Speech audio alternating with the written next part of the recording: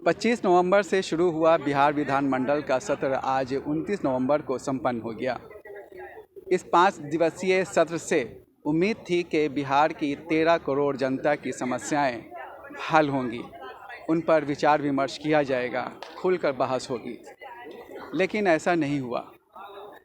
पूरा सत्र नारेबाजी, हंगामा, शोर शराबा और विरोध प्रदर्शन की नज़र हो गया। हम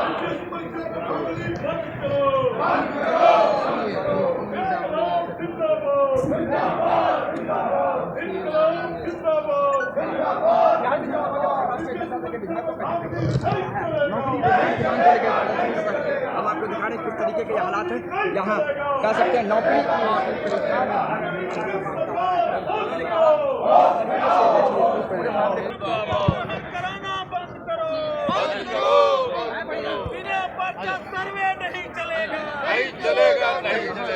लेकिन जनता की आवाज़ स्मार्ट मीटर के ताल्लुक से हो या दूसरे अन्य मामले में हो, हम लोग हमेशा उठाते रहेंगे।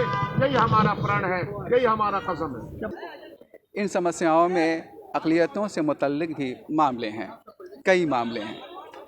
शकील अहमद ख़ान जो कांग्रेस के विधायक हैं, वो अल्पसंख्यक कल्याण समिति के विधानसभा की समिति जो है उसके अध्यक्ष भी हैं।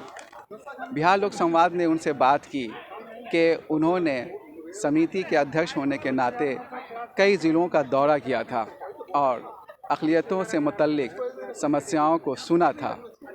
उस पर क्या हुआ? क्या उनमें से कोई एक समस्या भी हल हुई? हर रोज जनता के सवाल पर विपक्ष सवाल खड़ा करता है और जवाब नहीं मिलता है।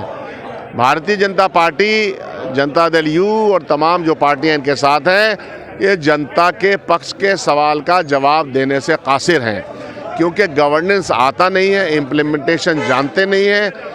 आप देखिएगा सीएजी की रिपोर्ट हेल्थ मिनिस्ट्री पे आ गई, नीति आयोग की रिपोर्ट आ गई, सारी रिपोर्ट आ करके बिहार दूसरे राज्यों के मामले में, हर मामले में उसका जो इंडेक्स है वो नीचे गया है। देखिए, मैंने लिख करके भी भेजा है मुख्यमंत्री को, 5 जिलों का भी मैंने दौरा किया था कि इम्प्लीमेंटेशन का जो प्रोसेस है, गवर्नमेंट अनाउंस करती है स्कीम के माध्यम से सहायता देने की, वो सहायता देने का जो प्रोसेस इतना कमज़ोर है, इतना ढीला है, इतना उदासीन है कि मैं बता नहीं सकता हूँ। वो रिपोर्ट में पेश करूँगा यहाँ। सबसे ज़्यादा समस्या तो ये है कि मान लीजिए स्कूल का मामला है, तो उसमें पहली जमात से लेकर के 5वीं जमात तक का जो इनरोलमेंट है, 5वीं से 8वीं में डिक्लाइन, 8वां से 10वां में डिक्लाइन, 10वां से 12वां में डिक्लाइन। तो डिक्लाइनिंग ऑर्डर में अगर कोई समाज का एजुकेशन के क्षेत्र में अगर आप देखिएगा तो उसे समाज तो तरक्की करेगा नहीं। आबादी का कितना हिस्सा पढ़ रहा है? अगर 13 करोड़ की आबादी में 10 लाख या 12 लाख मैट्रिकुलेशन होता है तो ये कोई पीठ थपथपाने वाली बात नहीं है। उसी तरह सेहत का इंडेक्स आप देख लीजिए, कोई हॉस्पिटल ऐसा नहीं है कि जहां पर्याप्त मात्रा डॉक्टर हो, टेक्नीशियन हो। तो हर डिपार्टमेंट का दौरा अगर हमने किया तो ये सिचुएशन बनती है। माइनॉरिटी डेवलपमेंट के लिए भी जो चीज़ें इम्प्लीमेंट करनी चाहिए तो वो इम्प्लीमेंट नहीं हुई हैं। स्कॉलरशिप की स्कीम हो, स्कूल बनाने का स्कीम हो, मदरसा के टीचर को अभी तक तनख्वाहें नहीं दी जाती हैं, उनका रिकग्निशन नहीं होता। इतने दिनों से चेयरमैन नहीं है, उसकी बुनियाद पर बहुत सारे मदरसे के जो काम है वो अटके हुए हैं। ये सारी चीज़ें वहाँ देखने को मिली है, ज़मीन पर मिली है। AIMIM के विधायक अख्तरुल ईमान कहते हैं कि सरकार चाहती ही नहीं है कि अक़लियतों क्या जनता की कोई भी समस्या हल हो। नीतीश कुमार हर समस्या को लटका कर रखना चाहते हैं। मैं समझता हूं बिहार की सरकार जन सरोकार के मुद्दों से और आम जनता की समस्याओं से आंखें चौड़ा रही है। इनको हिम्मत नहीं है बात करने की। जब ये नियमावली बनी थी जिसमें प्रश्नोत्तर काल के लिए 1 घंटा था और सदन चलाने की कम से कम इनको 100-150 दिन चलाने चाहिए सदन इनको, लेकिन सरकार सदन नहीं चला रही है, जन सरोकार के से आंखें चार करने की हिम्मत नहीं कर रही है और अल्प अवधि में सिर्फ कंपल्सन है 6 महीने के अंदर में इनको शक्ति प्रदर्शन करना है, वो करा रही है। आज 13 करोड़ का बिहार है, इतने सारे डिपार्टमेंट हैं। इन समस्याओं पर बात करने के लिए विंटर सेशन में भी कम से कम 15 दिन का सेशन तो होना ही चाहिए था। इसका साफ संकेत है सरकार आंखें चौड़ा रही है, रिश्वतखोरों को परवान चढ़ा रही है, करप्शन पर पर्दा डाल रही है। हालत यह है कि आरजेडी के MLC कारी मोहम्मद सुहैब पिछले कई साल से अरबी फ़ारसी यूनिवर्सिटी में 7 नए विषयों की शुरुआत करने की मांग करते आ रहे हैं, लेकिन उनकी मांग पर कोई तवज्जो नहीं दी जा रही है। आज भी शिक्षा मंत्री ने जो जवाब दिया है उससे कारी मोहम्मद सुहैब संतुष्ट नहीं है। कारी मोहम्मद सुहैब की मांग है कि पीजी में हिंदी, इतिहास, समाजशास्त्र, राजनीति शास्त्र, अर्थशास्त्र, वाणिज्य और तुलनात्मक धार्मिक अध्ययन की पढ़ाई की शुरुआत वहाँ की जाए। उन्होंने कहा है कि ऐसा नहीं होने की वजह से यूजीसी से यूनिवर्सिटी को ग्रांट नहीं मिल पा रहा है। इस सिलसिले में हमने कारी मोहम्मद सुहैब से बात की। मौलाना मजहरुल अरबी फ़ारसी यूनिवर्सिटी ने 8 सब्जेक्ट के लिए अनुमति मांगा है। काफ़ी दिनों से मांग रखा है लेकिन उनको मिल नहीं रहा है। तो उन्होंने उसका जवाब जो दिया उससे मैं संतुष्ट नहीं था, क्योंकि अधिकारी लोग गोल गोल घुमा देता है। तो मैंने उनको फिर उसको बताया कि भाई इसमें कोई कानूनी अड़चन अगर नहीं है, इसको आप तत्काल अनुमति दीजिए। उन्होंने कहा है कि इसको हम देखते हैं, तत्काल देख करके इसको करते हैं। मैंने कहा है कि जल्दी कीजिए, दिसंबर में उसको कर देना चाहिए। उन्होंने आश्वासन दिया है, हम इंतज़ार करें। हाँ, अक़लियतों की कई समस्याओं में से एक मदरसा भी है। पूरे बिहार में फैले मदरसे के लोग 2 तरह की लड़ाई लड़ रहे हैं। एक वो हैं जो जांच के नाम पर उनकी तनख्वाहें रोक दी गई हैं, और एक वो हैं जो सरकार से मंजूरी के लिए संघर्ष कर रहे हैं। इस सिलसिले में हमने अख्तरुल ईमान और CPI ML के महबूब आलम से बात की। मदरसा बोर्ड में एक लंबे अरसे से चेयरमैन नहीं है। मदरसा बोर्ड में बहाली रुकी हुई है और जांच के नाम पर बेरोजगार शिक्षकों को जिनको तनख्वाह नहीं मिली है उनसे करोड़ों का दोहन किया गया है और लूटने का काम हो रहा है। मदरसा का निज़ाम पूरे तौर पर दरहम बरहम है। मदरसे में 24,059 प्लस 1 वाला मामला हो, वो 309 कोटी का मामला हो, ये तमाम तर लोगों का मामला इल्तवा का शिकार है। इसको सरकार फौरी तौर पर इसको हल करे। मदरसा का 16 से 40 मदरसा को आश्वासन दिया, सरकार ने सर्वेक्षण दिया, उसकी रिपोर्ट आई है, तो इनको सरकारीकरण क्यों नहीं कर रहे हैं आप इनको अनुदान नहीं, तमाम जो सरकारी कृत मदरसे हैं तमाम मदरसों को स्कूल के तर्ज पर वेतनमान दिया जाए, इसकी मांग हम करते हैं। उर्दू अखबार इनकलाब के सीनियर कॉरेस्पॉन्डेंट जावेद अख्तर कई साल से मदरसे को कवर करते आ रहे हैं। आइए उनसे बात करते हैं कि असल मामला क्या है।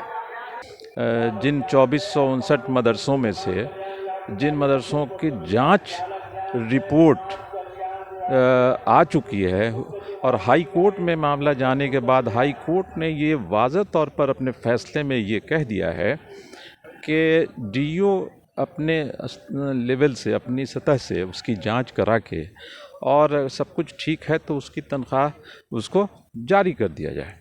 इसके 814 मदरसे के सिलसिले में कुछ काम हुआ ज़रूर है, लेकिन 2459 मदरसे को सबको जांच की फ़हरिस्त में शामिल कर लिया गया, जो मेरे ख़्याल से ये दुरुस्त नहीं था। जहाँ पे करप्शन है, जहाँ पे बदउनवानी है, सिर्फ उसकी जांच करने का हुक्म देना चाहिए था, लेकिन इसके बजाय कि सारे मदरसों को उसमें समेट लिया गया और उसका नतीजा ये हुआ कि उसका सारे टीचर्स को वो की तनख्वाहें रोक दी गई, जो मुनासिब नहीं लगता।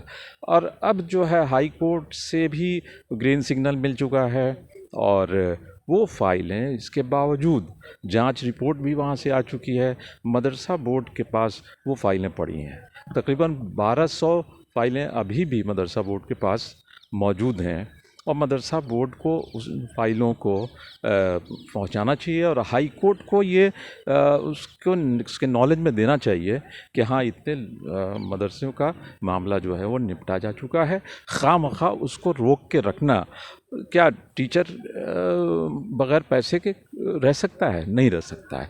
तो उनकी तनख्वाह जो कम से कम मिलनी चाहिए थी वो तनख्वाह तो उनको देना चाहिए था, लेकिन हाल ये है कि मदरसा बोर्ड ने भी अब तक उस सतह पे कोई काम नहीं किया है। फ़िलहाल उस मदरसा बोर्ड में कोई चेयरमैन नहीं है।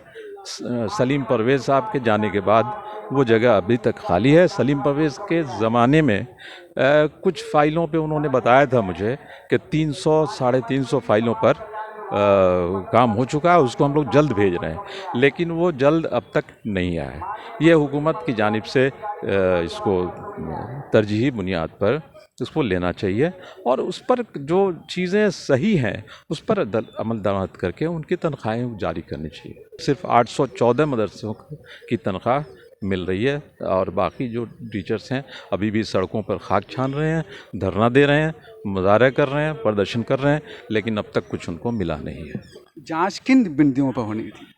जांच उसमें उनके इंफ्रास्ट्रक्चर पे था कि भाई 2 कमरे में, 1 कमरे में मदरसे चल रहे हैं। तो भाई ठीक है, अगर ऐसा है तो या तो अगर हुकूमत अगर उसके पैमाने पर नहीं है तो हुकूमत उसको बंद कर दे। तो ये तो जब जांच हो चुकी जिनके, तो जब जांच होने के बाद फिर उनकी तनख्वाहों को रोकने का क्या मतलब? जब हुकूमत ने खुद कह दिया, डीओ ने खुद कह दिया कि भाई मदरसे सही हैं, इंफ्रास्ट्रक्चर भी सही है, टीचर्स भी इतना काम कर रहे हैं, तो जिन मदरसों में सारी चीज़ें हैं मौजूद हैं, कोई कमी नहीं है, तो उसको जब आपने हरी झंडी दे दी है, उसकी तनख्वाह रोकने का क्या जवाज़ है? ऐसे मदरसे भी हैं जिनकी मंजूरी के लिए लोग काफ़ी दिनों से लड़ रहे हैं, उनका क्या मामला है? 2459+1 जो मदारिस हैं, उनको हुकूमत ने ये कहा था कि उनको धीरे धीरे उनकी जांच के बाद, उनका इंफ्रास्ट्रक्चर के बाद या और दीगर चीज़ों को देखने के बाद उनको मंजूरी दी जाएगी और उन असातिज़ा की तनख्वाह भी हुकूमत जारी करेगी, उसके लिए ग्रांट देगी। लेकिन उसमें 1646 तकरीबन 1646 मदारिस ऐसे हैं जो बिल्कुल पाइपलाइन में हैं, उनको यकीन दहानी उनकी कराई गई कई बार कि आपका सब कुछ हो चुका है, उनकी जांच भी हो चुकी है। तो इंफ्रास्ट्रक्चर की जांच भी कर लिया इन्होंने, टीचर्स की जांच भी कर लिया इन्होंने, 1646 मदरसे की बात कर रहा हूँ मैं। इसके बावजूद उसको कोई मंजूरी नहीं दी गई, उसको कोई अब तक ग्रांट नहीं मिली है, तो इसलिए वो लोग धरना मुजाहरा कर रहे हैं, लेकिन हुकूमत की तरफ से अब तक इसमें कोई पेशकदमी नहीं की गई है।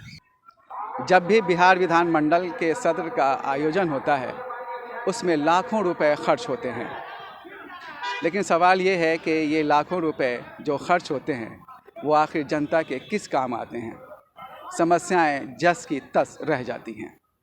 क्या महज संसदीय खानापूरी करने के लिए ही इस तरह की संस्थाएं अब रह गई हैं? बिहार लोक संवाद के लिए मैं सैयद जावेद हसन, बिहार विधानमंडल परिसर, पटना।